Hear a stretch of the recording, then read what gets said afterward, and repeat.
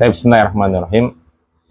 Innal hamdalillah nahmaduhu wa nasta'inu wa nastaghfiruh wa na'udzu billahi min sururi anfusina wa min sayyiati a'malina. May yahdihillahu fala mudilla lahu wa may yudlil fala hadiyalah. Asyhadu an la ilaha illallah wahdahu la syarikalah wa asyhadu anna Muhammadan abduhu wa rasuluh la nabiyya ba'dah. Allahumma shalli wa sallim ala abdika wa rasulika nabiyyina Muhammadin wa ala alihi wa sahbihi wa man tabi'um bi ihsanin ila yaumiddin. Qala Allah Ta'ala fil kitabil karim, ya ayyuhalladzina amanu taqullaha haqqa tuqatih wa la tamutunna illa wa antum muslimun. Wa qala ta'ala, ya ayyuhalladzina amanu taqullaha wa qulu qawlan sadida yuslih lakum a'malakum wa yaghfir lakum dhunubakum wa may yuti'illaha wa rasulahu faqad faza fawzan 'azima. Amma ba'd.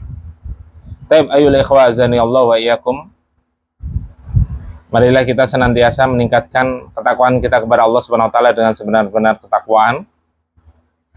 Dan juga hendaknya senantiasa mengevaluasi amalan hati kita dan juga amalan lahir, sehingga kita berharap kepada Allah Subhanahu wa taala agar diterima amal ibadah dan amal soleh kita, sehingga mendapatkan pahala yang banyak di sisi Allah Subhanahu wa taala, dan Allah Subhanahu wa taala memberikan keistiqomahan hingga ajal menyebut dan mewafatkan kita dalam keadaan husnul khotimah dan menjauhkan dari siksa kubur dan siksa api neraka, serta dimasukkan ke dalam surganya Allah Subhanahu wa taala. Amin ya mujibas sa'ilin.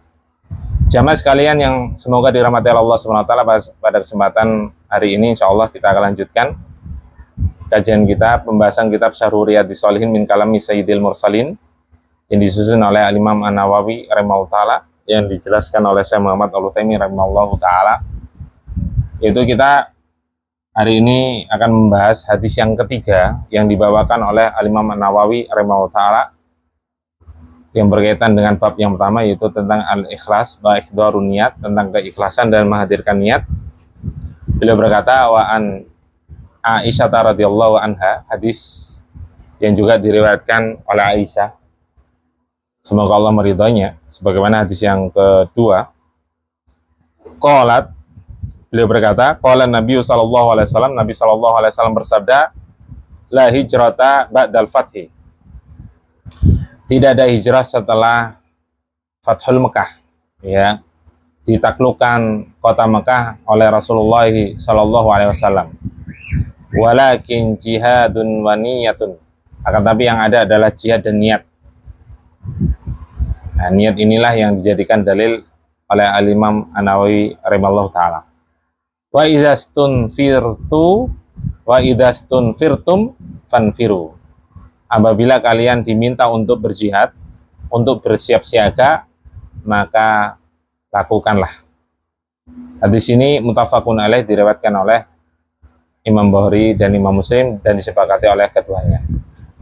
Wa maknahu, kemudian Al-Imam An-Nawawi menjelaskan, la hijrata min Makkah, maksudnya hadis ini tidak ada hijrah dari kota Mekah, ya. Jadi setelah Rasulullah SAW menaklukkan kota Mekah, maka penduduk kota Mekah nggak perlu hijrah lagi, ya. Bahkan orang yang sudah hijrah ke kota Madinah nggak boleh kembali lagi ke kota Mekah. Sorot Darul Islam, ya. Kenapa Nabi SAW melarang untuk hijrah keluar dari kota Mekah? Karena apa? Ya, kota Mekah ketika itu sudah menjadi Darul Islam, negeri Islam, ya, karena sudah dikuasai oleh Rasulullah SAW dan penduduknya banyak yang masuk ke dalam Islam. Kemudian qala syarih rahimahullah ta'ala, dijelaskan oleh Syekh Muhammad Al-Utsaimin, semoga Allah merahmatinya, fi hadzal hadisi nafa Rasulullah sallallahu alaihi wasallam al-hijrata ba'dal fathi. Di dalam hadis ini Nabi sallallahu alaihi wasallam menafikan, meniadakan, yaitu hijrah setelah apa? Ditaklukkan kota Mekah. Ya, sebagaimana sabda beliau, la hijrata, tidak ada hijrah. Wa hadan nafyu laisa ala umumihi, penafian dari Nabi Shallallahu Alaihi Wasallam, peniadaan kalimat dari Nabi Shallallahu Alaihi Wasallam itu bukan berarti apa? Bukan penafian secara umum. yakni annal hijrata lam tabatul bil fathi, karena hijrah itu tidak akan terhapus meskipun setelah Fathul Mekah, peristiwa Fathul Mekah, sebagaimana pada pertemuan-pertemuan sebelumnya telah kami sampaikan penjelasan dari Syekh Muhammad Al-Utsaimin rahimallahu ta'ala, bahwasanya hijrah itu akan senantiasa ada sampai hari kiamat, ya. Bukan berarti apa betul-betul terhapus 100%, enggak, tetap akan ada. Hal ini sebagaimana dikuatkan oleh sabda Nabi Shallallahu Alaihi Wasallam, la tangqati al hijrah hatta tangqati al taubah. Hijrah itu tidak akan terputus, tidak akan terhenti hingga taubat itu terputus, hingga taubat itu terhenti. Maksudnya apa? Tidak diterima taubat seorang hamba. Itu apa? Yang dimaksud adalah hari kiamat. Wala tangqati at-taubatu hatta takhruja syamsu min maghribiha. Dan taubat itu tidak akan terputus, tidak akan terhenti, tetap terbuka lebar-lebar bagi seorang hamba yang hendak bertobat kepada Allah SWT hingga matahari keluar dari arah barat, terbit dari arah barat, yaitu tanda-tanda hari kiamat. Ya, jadi hijrah ini akan berlaku ya terakhir apa? Sampai terbitnya matahari dari arah barat, yaitu tanda-tanda hari kiamat besar. Karena apa? Setelah peristiwa matahari terbit dari arah barat, itu tidak langsung terjadi hari kiamat, masih ada kehidupan setelah itu. Akan tapi apa? Orang-orang yang hidup ketika itu adalah seburuk-buruk manusia di muka bumi. Ya, karena sebelum peristiwa matahari terbit dari arah barat, Allah mengirimkan angin, yang angin itu akan membunuh setiap orang yang masih memiliki keimanan meskipun seberat ya dzarrah, partikel terkecil, ya, sekecil apapun. Hadis ini diriwayatkan oleh Abu Dawud dan juga Imam Ahmad. Kama jaa dzalika fil hadis, sebagaimana juga disebutkan dalam hadis yang lain, an Rasulillah sallallahu alaihi wasallam, dari Rasulullah sallallahu alaihi wasallam. Ya. Lakinnal murad bin nafyi huna nafyul hijrati. Akan tapi yang disebutkan oleh Imam Nawawi hadis Nabi sallallahu alaihi wasallam, penafian dari beliau la hijrata. Ya. Ini maksudnya apa? Yang dimaksud penafian di sini, penafian hijrah dari kota Mekah bagi penduduk kota Mekah. Ya. Jadi bukan menafikan secara umum, meniadakan secara umum, enggak. Tetap akan ada. Ya, hijrah itu akan tetap akan ada sampai hari kiamat atau matahari terbit dari arah barat. Kama qala al-mu'allif rahimahullah ta'ala, sebagaimana dijelaskan oleh Al-Imam Nawawi setelah membawakan hadis ini. Li'anna Makkah ba'dal fathi sarat bilada islamin. Karena kota Mekah setelah ditaklukkan, dikuasai oleh Rasulullah SAW, dan penduduknya juga banyak yang masuk Islam, itu menjadi apa? Negeri Muslim, negeri Islam. Sehingga nggak perlu bagi penduduknya untuk hijrah ke kota Madinah. Walan ta'uda ba'da dzalika biladun kufrun atau biladu kufrin. Dan kota Mekah setelah peristiwa Fathul Mekah yang dikuasai oleh Rasulullah SAW, kota Mekah itu tidak akan kembali ke menjadi negeri kufur, nggak akan kembali negeri kufur. Bahkan sampai sekarang pun ya tidak hanya kebanyakan, tapi justru 100% itu dihuni oleh orang-orang Muslim. Ya nggak mungkin, karena apa? Menjadi tanah haram, orang-orang kafir, orang-orang musyrik tidak boleh masuk di negeri haram atau tanah haram. Karena tanah haram itu nanti ada batasan-batasannya ya, ada pembatas-pembatasannya itu sekarang dijaga ya oleh negara Saudi Arabia. Nggak boleh orang kafir atau orang muslim masuk ke tanah haram. Jika ketahuan nanti dideportasi kalau itu orang luar negeri. Walidzalika nafan Nabi sallallahu alaihi wasallam an takuna ya hijratun ba'dal fatih. Oleh karena itu Nabi sallallahu alaihi wasallam mengatakan la hijrata. Maksudnya apa? Tidak ada hijrah bagi penduduk kota Mekah, bukan menafikan secara umum ya hijrah bagi kaum muslimin. Tetap ada. Jadi kalau kaum muslimin, seorang muslim ya tinggal di negeri kafir atau daerah kafir dan dia tidak mampu menampakkan syiar Islam, tidak mampu untuk melaksanakan syiar-syiar Islam atau kewajiban dia sebagai seorang hamba, maka sebagaimana pada pertemuan sebelumnya telah kami sampaikan, itu wajib dia hijrah. Wajib dia hijrah untuk menegakkan agamanya. Ya, itu wajib. Kecuali kalau tidak memiliki kemampuan. Atau mungkin tujuannya untuk mendakwah, ya mendakwahkan, berdakwah, dan dia mampu istiqomah, dan dia mampu menegakkan syiar Islam, maka ya justru kalau dia sebagai pendakwah wajib untuk berdakwah. Nah itu masing-masing orang nanti hukumnya berbeda-beda antara satu dengan yang lainnya. Wakanat maka tu tahta saytaratin al-musyrikina. Yang mana dahulu Mekah itu dikuasai oleh orang musyrik.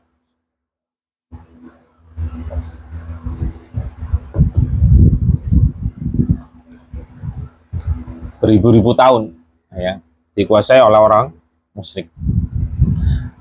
Hingga datangnya lahirnya Nabi Muhammad SAW, kemudian beliau diutus sebagai seorang utusan. Akhraju minha Rasulullah SAW. Ya, tatkala beliau berdakwah, mendakwakan tauhid, mendakwakan Islam, mengajak orang-orang musyrik untuk masuk ke dalam Islam, masuk ke dalam agamanya Allah Subhanahu wa taala. Ya, mereka gak setuju, mereka tetap istiqomah di atas agama nenek moyang mereka. Bahkan mereka mengintimidasi Rasulullah SAW, terutama kaum muslimin yang dari kalangan du'afa, orang-orang yang lemah. Bahkan hendak mengancam membunuh, ya, bahkan mereka juga mengusir Rasulullah SAW dan juga para sahabatnya. Fajara bi'idni rabbihi ilal madinati wa ba'da thamani sanawat. Ya, kemudian Nabi SAW hijrah ke kota Mekah setelah mendapatkan izin. Karena yang hijrah pertama kali itu para sahabatnya. Nah, itulah sosok pemimpin ya. Sosok pemimpin. Kalau berperang selalu di depan, ya tidak hanya ngawasi, tapi beliau juga memimpin, betul-betul memimpin perang. Bahkan disebutkan dalam banyak riwayat, beberapa riwayat, para sahabat ada yang melihat Rasulullah itu gagah berani. Beliau selalu terdepan, ya, melawan musuh. Dan beliau tidak pernah menzalimi, tidak pernah memukul orang, siapapun itu, meskipun dia punya salah, kecuali dalam peperangan saja. Ya, sehingga beliau adalah manusia yang mampu mengontrol emosinya. Bahkan beliau pernah ditarik selendangnya itu ya oleh orang-orang Badui. Kemudian ketika noleh ternyata orang Badui, beliau senyum. Kalau kita kan marah. Ya, beliau itu termasuk manusia yang mampu mengontrol emosinya. Dan beliau tidak akan marah kecuali kalau memang Allah dan agama ini dihina. Ya, dan beliau tidak pernah memukul kecuali dalam peperangan. Ya, orang yang paling berani. Begitu pula ketika hijrah, beliau hijrahnya terakhir setelah mendapatkan izin dari Allah Subhanahu wa taala yang ditemani oleh sahabatnya yaitu Abu Bakar As-Siddiq radhiyallahu anhu. Ya, beliau kemudian hijrah ke kota Madinah. Ya, dan beliau setelah tinggal di kota Madinah selama 8 tahun, roja'an Nabi SAW ila Makkah fatihan mudhaffiran mansuran salawatullahi wassalamuhu alaihi. Ya, dan beliau kembali ke kota Mekah setelah 8 tahun lamanya. Nah, selama itu belum pernah ke Mekah. Beliau ke kota Mekah, ya, menaklukkan kota Mekah dan ditolong dan mendapatkan kemenangan, ditolong oleh Allah SWT dan mendapatkan kemenangan, sehingga ditaklukkan kota Mekah. Wasarat al-baladu ya badala kauniha balada kufrin, sehingga kota Mekah berubah menjadi yang awalnya negeri kafir, sorot balada imanin, menjadi negeri iman, wa balada islami, menjadi negeri Islam, walam yakun minha hijratun ba'da dzalika. Oleh karena itu, karena sudah menjadi negeri Islam, tidak ada hijrah. Itu yang dinafikan oleh Nabi, bukan meniadakan seluruh atau secara umum dari hijrah. Ya, karena sebagaimana tadi dalam riwayat Abu Dawud dan Imam Ahmad, ya, Nabi SAW, ya, hijrah itu tidak akan hilang, tidak akan terputus hingga taubat itu terputus, dan taubat itu tidak akan terputus hingga matahari terbit dari arah barat, hingga hari kiamat kelak. Wa fi hadza dalilun ala anna Makkah lan ta'udha litakuna bilada kufrin. Hadis ini menjadi dalil yang menjelaskan kepada kita bahwasanya Mekah itu tidak akan menjadi negeri kafir, ya, setelah ditaklukkan oleh Rasulullah SAW. Senantiasa bal satabaqa bilada islamin ila an taquma sa'atu au ila ayyasha Allahu. Jadi tetap, ya, setelah penaklukan peristiwa Fathul Mekah hingga akhir zaman, hingga hari kiamat nanti, itu tetap menjadi negeri Muslim atau hingga dikehendaki oleh Allah SWT. Kalau berdasarkan riwayat Abu Dawud dan Imam Ahmad, yaitu Allah akan menjaga sampai matahari terbit dari arah barat, ya, baru itu selesai, ya, baru hijrah udah nggak ada. Karena apa? Setelah matahari terbit dari arah barat, orang yang hidup adalah seburuk-buruk manusia di muka bumi ini. Waliyadzubillah. Qala, kemudian Nabi SAW melanjutkan, walakin jihadun wa niyatun, akan tapi apa? Jihad dan niat. Ai al amru ba'da hada jihadun. Ya, perintah setelah itu, setelah penaklukan Fathul Mekah itu jihad. Jadi orang-orang penduduk Mekah keluar, ya, dalam rangka jihad boleh. Tapi kalau hijrah nggak boleh. Udah tetap tinggal di kota Mekah. Ayakhruju ahlu Mekah min Makkah ila jihad, yaitu keluar dari kota Mekah untuk keluar ke suatu daerah itu dalam rangka jihad. Wan niyatu ay an niyatu salihatu lil jihad fi sabilillah. Niat maksudnya niat yang benar, niat yang sahih untuk jihad di jalan Allah. Wa dzalika bi an yanwiyal insanu bi jihadihi an takuna, ya, kalimatullahi hiyal ulya.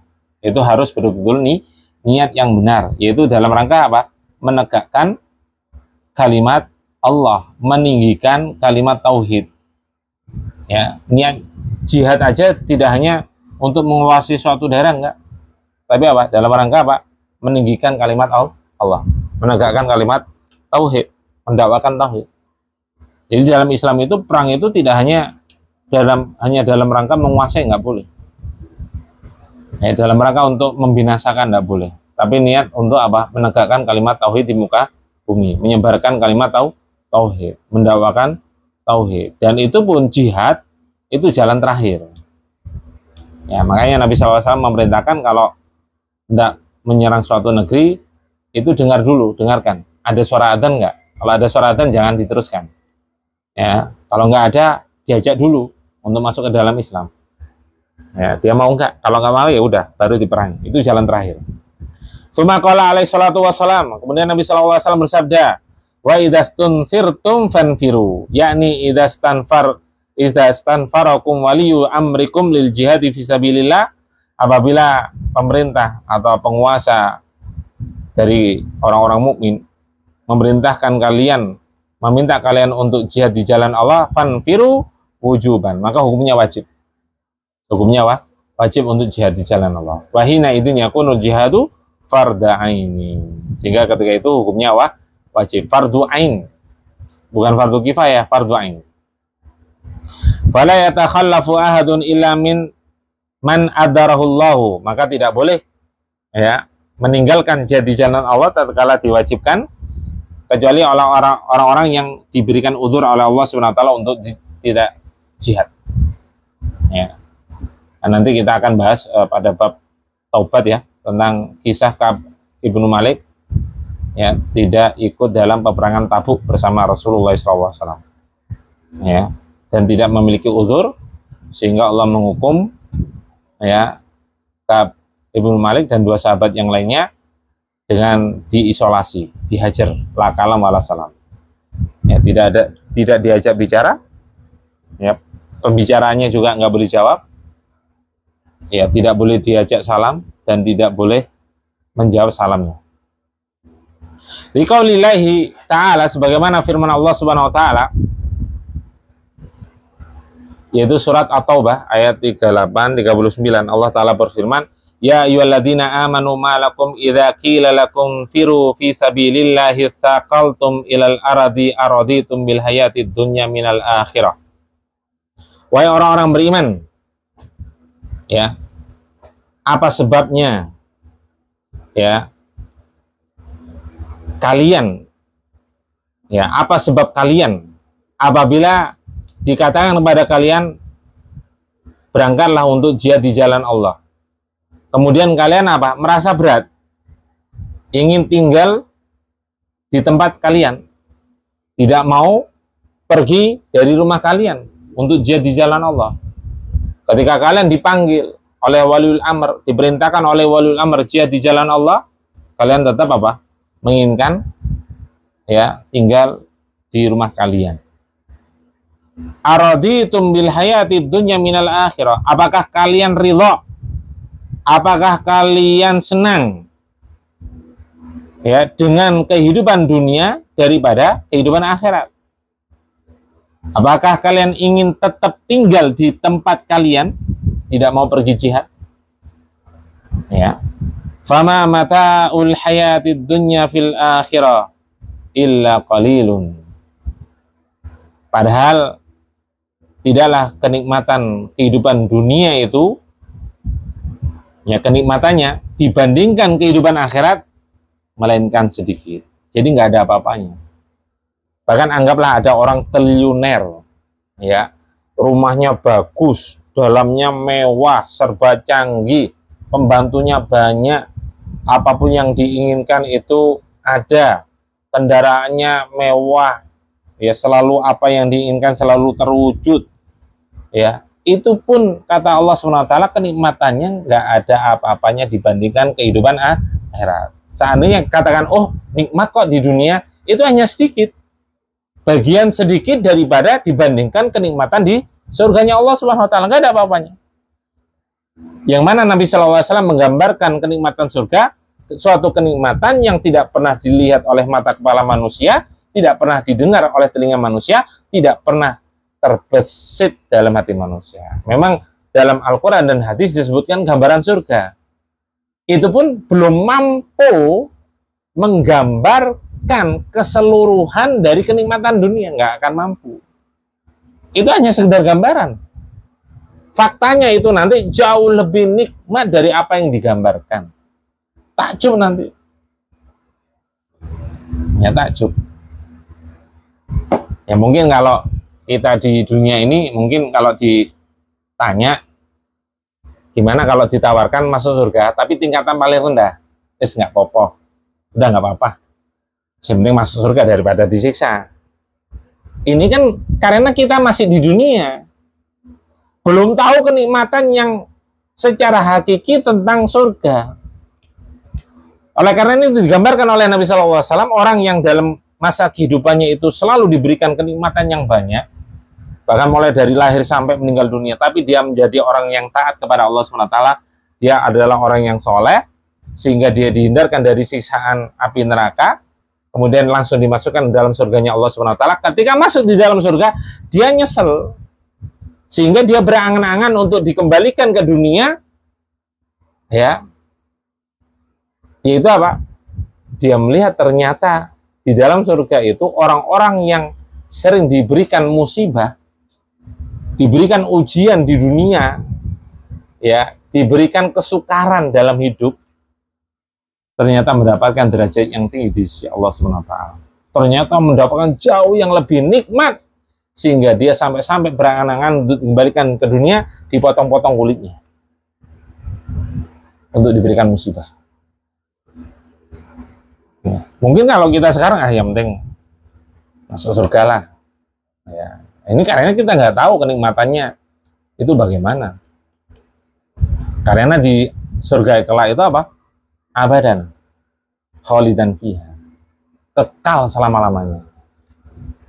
Ya, nggak ada kematian lagi. Sedangkan di dunia kita menikmati, misalnya di dunia semua serba canggih, semua serba ada, kendaraan mewah, rumahnya mewah, hanya sebentar. Ya, itu pun yang mencari duit, berjuang setiap hari, jarang ketemu keluarga misalkan, karena sibuk mencari uang. Hartanya dinikmati oleh keluarganya. Ketika meninggal dunia, yang menikmati adalah keluarganya juga. Kalau di akhirat, masing-masing akan menikmati, masing-masing mendapatkan bagiannya. Maka jangan sampai kita menjadi menyesal, yang mana penyesalan ketika itu tidak ada berguna, tidak akan bermanfaat lagi. Ya, karena itu tatkala kita diberikan kesempatan hidup oleh Allah SWT, perbanyaklah beramal dan perbaikilah, evaluasilah amalan yang kita kerjakan agar semakin baik. Kemudian lanjutan dari surat At-Taubah tersebut, illa tunfiru yu'adzibkum adzaban alima. Jika kalian tidak mau berangkat jihad di jalan Allah, niscaya Allah akan mengadab kalian dengan azab yang pedih. Wa yastabdil qauman ghairakum, bahkan Allah juga akan menggantikan kaum yang lain selain kalian. Allah gantikan kalau kalian tidak mau berjihad. Jadi sudah diancam apa? Mendapatkan siksaan, waliyadzubillah. Juga apa? Allah ancam akan digantikan dengan kaum yang lain. Wala tadurruhu syai'an, dan sedikit pun kalian tidak dapat memudaratkan Allah SWT. Apapun yang kalian lakukan tidak akan memberikan mudarat bagi Allah SWT. Kita mau taat, tidak taat, itu tidak akan memudaratkan Allah SWT, tidak akan mengurangi kerajaan Allah SWT, tidak akan mengurangi kekuasaan Allah SWT. Karena Allah sebetulnya tidak butuh. Ketika Allah memerintahkan, ketika Allah berfirman, wa ma khalaqtul jinna wal insa illa liya'budun, tidaklah aku ciptakan jin dan manusia kecuali untuk beribadah, agar mereka beribadah kepadaku. Ya, Allah mengatakan Allah tidak butuh kalian memberi rezeki kepada Allah, nggak butuh. Ketika Allah memerintahkan beribadah, bukan berarti Allah butuh ibadah kita, nggak butuh. Karena kalau kita ibadah maupun tidak ibadah, tidak akan menambah kerajaan Allah, tidak akan mengurangi kerajaan Allah. Tidak akan menambah kemuliaan Allah, tidak akan mengurangi kemuliaan Allah. Allah tetap maha mulia, Allah tetap maha kuasa atas segala sesuatu. Yang butuh itu kita. Makanya rugi kalau kita tidak mau beramal. Ya, rugi sekali. Wala tadurru syai'an, kalian tidak akan memberikan kalian tidak akan mampu memberikan kemudaratan kepada Allah sedikit pun. Allah mengatakan syai'an, sedikit pun. Jamaah sekalian yang semoga dirahmati Allah SWT. Kemudian beliau Syaikhul Utsaimin rahimahullah menjelaskan, wa hadza ahadul mawadi'i allati yakunu fiha al-jihadu fardhu ain. Ya. Itu inilah diantara salah satu sebab seorang itu hukumnya bagi seorang itu fardu ain untuk jihad. Ya. Jadi keadaan pertama, kapan seorang itu hukumnya fardu ain untuk jihad, yaitu ketika diperintahkan waliul amr untuk jihad di jalan Allah. Itu yang pertama. Al-maudhi'u tsani, alasan yang kedua atau keadaan yang kedua, yaitu idza hasara baldatul aduwi, apabila dikepung oleh musuh. Ya, ai ja'al adu hatta wasala ilal baladi yuhasaral balada saral jihadu fardhu aini. Yang pertama karena diperintahkan oleh waliul amr, yang kedua apa? Ketika dikepung. Ya, itu jihad difa'u'an, bela diri, itu wajib. Misalkan suatu negeri dikepung oleh orang-orang kafir, maka masing-masing wajib membela diri. wajib berjihad. Wa wajaba ala kulli ahadin an yuqatila, wajib bagi setiap muslim untuk berperang, hatta ala nisa'i wasyuyuhi, bahkan bagi seorang wanita. Kalau memang dikepung ya, kalau memang dikepung ya, wanita, orang tua itu wajib. Kalau nggak dikepung, maka yang wajib itu yang memiliki kemampuan dan diperintahkan oleh waliul amr. Ya, nah, ini yang dapat udzur nggak wajib. Nah, tapi kalau sudah dikepung, wajib semuanya membela diri. Atau suatu rumah dikepung, wajib semua membela diri, bela nyawanya, bela hartanya. Wasuyuhil qadirina, orang-orang tua yang masih memiliki kemampuan. Nabi SAW umur 50 tahun ke atas itu masih jihad loh. 55 itu masih jihad Nabi SAW. Ya, oleh karena itu hendaknya, ya ini juga motivasi bagi saya pribadi ya. Memang harus gerak ya, harus gerak. Tidak hanya kardio tapi juga beban ya. Untuk apa? Mengurangi lemahnya masa otot.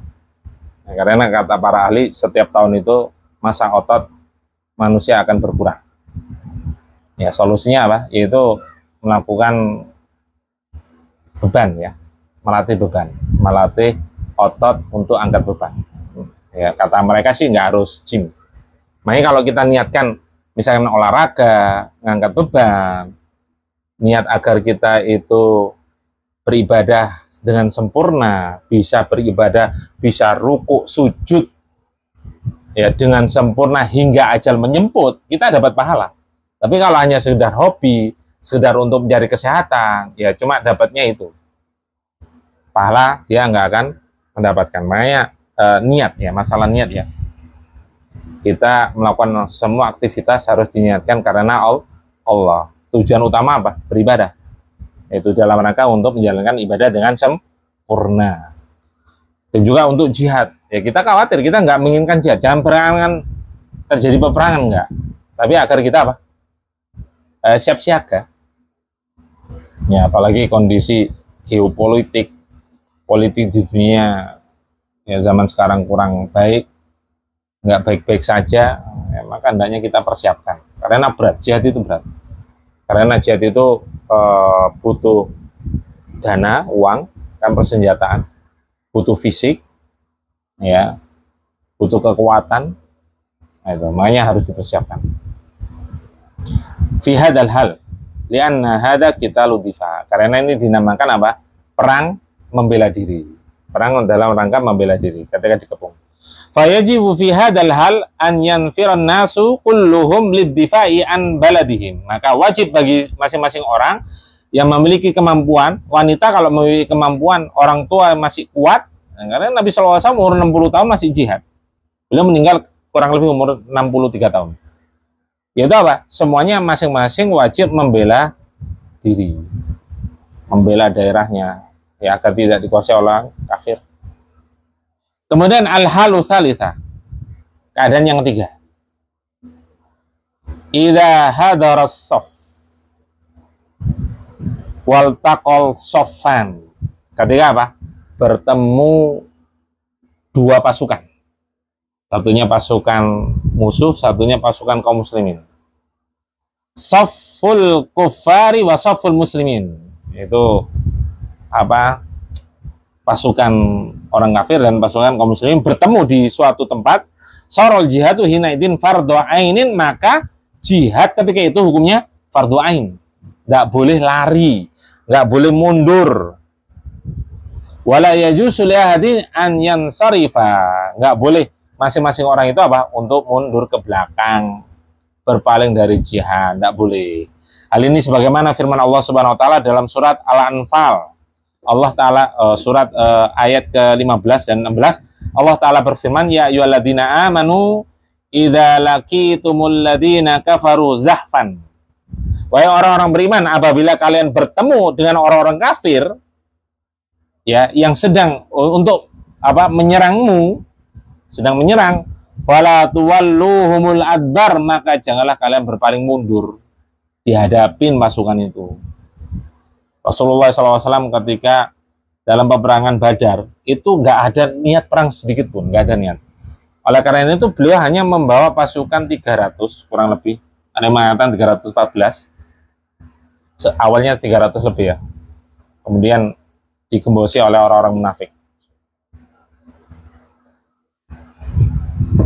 Sehingga orang munafik ada yang pulang ke kota Madinah dan sebagian kecil orang. Sehingga beliau tidak persiapan dari sisi pasukan, dari sisi senjata. Nggak semuanya pegang senjata, nggak membawa senjata lengkap. Kendaraan juga nggak lengkap. Itu hanya tujuannya menghadang yaitu rombongan kafilah dagang. Ya, akan tapi ternyata mereka juga cerdik, yang dipimpin Abu Sofyan, ya, itu cerdik dan tahu kedatangan kaum muslimin sehingga mengutus untuk menyampaikan kepada orang-orang kafir Quraisy yang masih di Mekah menyiapkan pasukan dan senjata. Sehingga bertemu ya 1000 pasukan, sedangkan kaum muslimin membawa 300 pasukan bertemu di daerah Badar, makanya dinamakan perang Badar. Daerah Badar ya, antara kota Mekah dan kota Madinah.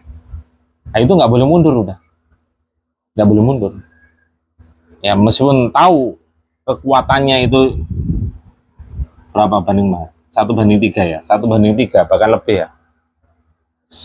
Akan tapi Nabi SAW akhirnya apa? Melakukan istighosah, sujud di hadapan Allah SWT, berdoa kepada Allah SWT dengan betul-betul istighosah. Istighosah itu doanya khusus ya, maksudnya meminta pertolongannya itu lebih besar daripada hanya sekedar berdoa. Sampai-sampai ada kalimat yang beliau sampaikan, ya Allah, seandainya Engkau membinasakan kaum muslimin sekarang ini saya tidak ada ya manusia yang menyembah Engkau setelah ini. Ya. Oleh karena itu kalau kita butuh sesuatu minta kepada Allah, itu sampaikan keluh kesah kita. Makanya keluh kesah kalau pada manusia itu jangan berlebihan. Secukupnya aja kalau memang dibutuhkan. Tapi kepada Allah itu justru keluh kesahnya, unek-uneknya itu sampaikan semuanya. Itu diantara apa? Sebab-sebab dikabulkan doa. Jadi jangan malu kepada Allah, jangan malu, sebutkan aja semuanya. Keluh kesahnya apa? Ya, cari sesuatu yang itu menunjukkan kita betul-betul merendahkan diri di hadapan Allah, menunjukkan kita butuh hanya kepada Allah. Itu diantara apa? Sebab dikabulkan doa. Jangan malu. Justru kita kalau keluh kesah berlebihan disampaikan kepada manusia, itu yang harusnya kita malu. Wa may yuwallihim yauma idzin duburahu illa mutaharrifan liqitalin aw mutahayyizan ila fi'atin. Maka barang siapa yang mundur ke belakang, lari dari perang ketika itu, ya, kecuali mundur ke belakang itu hanya siasat perang atau ingin kembali bergabung dengan pasukan yang lain, maka ini dibolehkan. Jadi kalau hanya siasat itu boleh. Tapi kalau mundur lari takut, karena takut, ini yang diancam oleh Allah SWT, faqad ba'a bi ghadabim minallah. Maka sungguh ya pasukan itu atau orang itu akan mendapatkan murka Allah SWT. Wa ma'wahu jahannam. Tidak hanya mendapatkan murka, tapi tempat mereka adalah neraka jahanam. Wa bi'sal masir.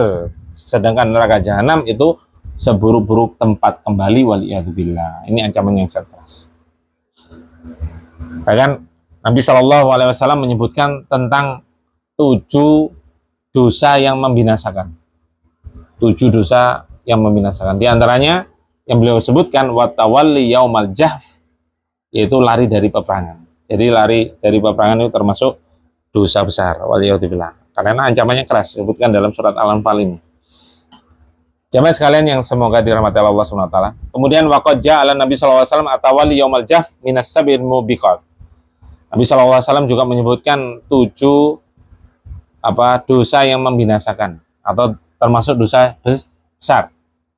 Itu yang disebutkan oleh beliau, asyirku billah, syirik kepada Allah, as-sihir, melakukan sihir, wa qatlun nafsil lati haramallahu illa bil haqq, membunuh jiwa yang diharamkan oleh Allah SWT kecuali dengan jalan yang benar. Wa aklu riba, ya, makan dari harta riba. Wa aklu malal yatim, wa aklu malil yatim, memakan harta dari anak yatim. Yang keenam yaitu watawalli yaumal jaf, lari dari peperangan. Kemudian yang ketujuh waqadful muhsanatil ghafilati, menuduh wanita-wanita yang baik dituduh berzina, waliyadzubillah. Itu diantara hadis ini sahih diriwayatkan oleh Imam Bukhari dan Imam Muslim. Kemudian al-maudi'ur rabi'u, keadaan yang keempat, kapan seorang itu wajib, ya, fardu ain untuk jihad di jalan Allah. Idza tija ilal insani bi an yakuna silah la ya'rifuhu illa fardun minal afrad. Itu ketika keadaannya apa? Dibutuhkan. Ya, karena tidak apa? Misalkan ada suatu senjata atau kendaraan yang tidak diketahui hanya segelintir orang yang ahli dalam persenjataan tersebut. Ya, misalkan hanya ada beberapa atau mungkin 1-2, maka dia wajib ikut. Karena yang lainnya tidak memiliki pengetahuan dalam mengoperasikan senjata atau kendaraan perang tersebut. Maka ini fardu ain. Wa kana an-nasu yahtajuna ila hadzal rajul listimali hadzal silah al-jadidi. Maka orang yang ahli dalam mengoperasikan senjata ini, ya, senjata yang baru, ya, yang baru mereka dapatkan, maka orang yang ahli dalam mengoperasikan ini juga fardu ain. Ya, karena kalau misalkan dadakan, diajari dadakan, itu susah nanti susah kontrolnya. Harus cari yang berpengalaman. Fa innahu yata'ayyanu 'alaihi an yujahida wa illam yastanfiru al-imamu. Meskipun awalnya apa, tidak diperintahkan oleh waliul amr, tapi karena dia dibutuhkan, maka dia wajib fardu ain untuk jihad di jalan Allah. Fa fi hadhil mawatinul arba'ah, sehingga apa? Ada 4 keadaan yang wajib, yang hukumnya fardu ain untuk jihad. Yang pertama ketika diperintahkan waliul amr. Yang kedua ketika diserang musuh. Yang ketiga ketika 2 pasukan bertemu. Yang keempat ketika dia memiliki keahlian dalam persenjataan tertentu. Ya, apalagi senjata massal, ya, pemusnah massal. Nah, ini wajib, maka dia fardu ain. Yakunu jihadu fardu ain, maka dia wajib fardu ain, ya, tidak hanya fardu kifayah tapi fardu ain bagi orang tersebut. Jamaah sekalian yang semoga dirahmati Allah SWT, intabi ila hadzal qayyid, kata beliau, kata Syaikhul Utsaimin rahimahullah, maka perhatikan persyaratan ini, hendaknya perlu diperhatikan karena ketika diri kita mendapati, ya, persyaratan ini atau salah satu keadaan ini, maka dia wajib jihad di jalan Allah. Idza kunta tuqatilu liwatanika fa anta wal kafiru sawa. Jika engkau berperang, ya, berperang membela negerimu, dan posisimu misalkan antara kamu dan orang kafir itu sama. Lakin qatil litakuna kalimatullahi al-ulya. Ya, mathilatan fi baladika li anna baladaka, ya, baladu Islam. Oleh karena itu hendaknya yang perlu diperhatikan ketika kita misalkan tinggal di suatu negeri yang itu ada muslim, ada kafir, ya, maka tatkala berperang itu nanti tergantung niat, ya, makanya tergantung niat. Jangan hanya membela tanah air, ya, jangan hanya membela tanah air. Adapun hadis yang menyebutkan hubul watani minal iman, mencintai tanah air adalah sebagian daripada iman, maka ini hadis batil, hadis palsu, bahkan la asalalahu, tidak ada asal usulnya, tidak disebutkan dalam kitab-kitab hadis, kitab-kitab sunan, ya, nggak disebutkan hadis itu, tidak ada asal usulnya, nggak boleh jadi patokan, nggak boleh dijadikan dalil. Jadi itu yang perlu diperhatikan, niat. Jangan sampai kita membela tanah air yang itu di dalamnya ada orang kafir, misalnya amalan kita apa sia-sia, waliyadzubillah. Ya, maka hendaknya diniatkan apa? Dalam rangka yang pertama tujuannya untuk membela agama Islam. Karena negeri, misalnya Indonesia, negeri kita alhamdulillah mayoritas muslim, kita berperang dalam rangka untuk menegakkan agama Islam dan syiar Islam, maka akan dapat pahala. Fa fi hadzal hal rubbama yakunul qitalan fisabilillah. Maka dalam kondisi seperti ini, kalau dia niat betul-betul perangnya itu, jihadnya itu betul-betul menegakkan kalimat Allah, kalimat tauhid, bahwasanya kalimat tauhid itu yang paling terpenting, yang menegakkan di muka bumi ini, bahwasanya kalimat tauhid adalah kalimat yang paling tinggi, niscaya kita dapat pahala di sisi Allah SWT. Tapi kalau hanya sudah membela tanah air, membela, maksudnya itu padahal di situ ada orang kafir, maka kita akan sia-sia, waliyadzubillah. Wa thabata anhu, dan juga ada hadis yang sahih dari Nabi SAW, qala, beliau bersabda, ma mim maklumin yuklamu fi sabilillah.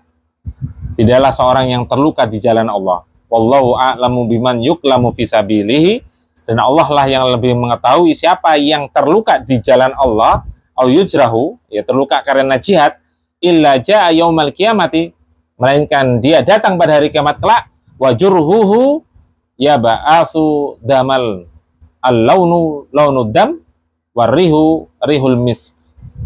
Ya, itu melainkan dia datang pada hari kiamat kelak dalam keadaan terluka, ya, yang mana darahnya itu berwarna darah merah, betul, ya, dan baunya darahnya itu bau misk. Makanya orang yang mati syahid, meninggal dunia dalam keadaan jihad di jalan Allah, itu nggak perlu dimandikan, nggak perlu dikafani, tapi dalam kondisi berlumuran darah, ya, nggak perlu dikafani, cukup dengan pakaian perang yang dia kenakan, ya, kemudian dikubur. Karena Allah SWT akan membangkitkan dalam keadaan seperti itu, akan tapi apa? Darahnya menjadi darah bau wangi. Ya, hadis ini diriwayatkan oleh Imam Muslim dan Imam Bukhari. Fandur kaifastaraton Nabi SAW lisyahadah. Ya, perhatikan bagaimana Nabi SAW menetapkan apa? Persyaratan agar mati syahid. An yakunal insanu yuqatilu fi sabilillah, yaitu dia berperang, niatnya berperang di jalan Allah, menegakkan kalimat Allah, ya, bahwasanya kalimat Allah adalah kalimat yang tertinggi di muka bumi ini. Fayajibu ala talabil ilmi an yubayyinu hada. Wajib bagi talabul ilmi, para ulama, para dai, untuk menjelaskan kepada umat, ya, ketika kita, terutama jihad itu merupakan amal ibadah yang sangat agung, ya, pahalanya sangat luar biasa, sehingga ketika kita salah niat, kita yang rugi. Oleh karena itu Nabi SAW pernah mengabarkan pada para sahabat, ya, ada orang yang pemberani, selalu terdepan dalam peperangan, tapi ketika Nabi SAW mengabarkan bahwasanya orang ini masuk ke dalam api neraka, ya, kemudian para sahabat mencari tahu, ya, menelusuri, ternyata suatu ketika dia banyak lukanya, kemudian nggak kuat, nggak sabar merasakan rasa sakit luka-luka tersebut. Kalau dulu kan perang pakai pedang panah, bukan peluru. Ini kalau ya pasti tersayat-sayat, dia nggak kuat, ternyata menghunuskan pedang, yaitu meninggal dunia dalam keadaan bunuh diri. Dia bukan mati syahid, ya. Oleh karena itu Nabi SAW mengabarkan bahwasanya orang ini masuk dalam neraka. Wallahu a'lam. Waliyadzubillah. Ya, tsumma naudzubillah. Ya, itu masalahnya. Ya, wallahu a'lam bishawab. Mungkin ini yang dapat kami sampaikan. Mudah-mudahan bermanfaat, dan kita memohon kepada Allah SWT agar Allah senantiasa memberikan taufiknya kepada kita semuanya, memberikan ilmu yang bermanfaat, yaitu ilmu yang kita amalkan, dan semoga Allah SWT memudahkan kita untuk mengamalkan ilmu yang sudah kita pelajari dan menerima amal soleh kita dan amal ibadah kita, sehingga menjadi pemberat timbangan kelak di yaumul qiyamah dan menyelamatkan kita dari siksaannya dan dimasukkan ke dalam surganya Allah Subhanahu wa taala. Amin ya mujibas sayyidin. Wassallallahu ala nabiyina Muhammadin wa ala alihi washabihi wasallam tasliman katsira. Wa akhiru da'wana alhamdulillahi rabbil alamin. Subhanakallahumma wa bihamdika asyhadu an la ilaha illa anta astaghfiruka wa atubu ilaik.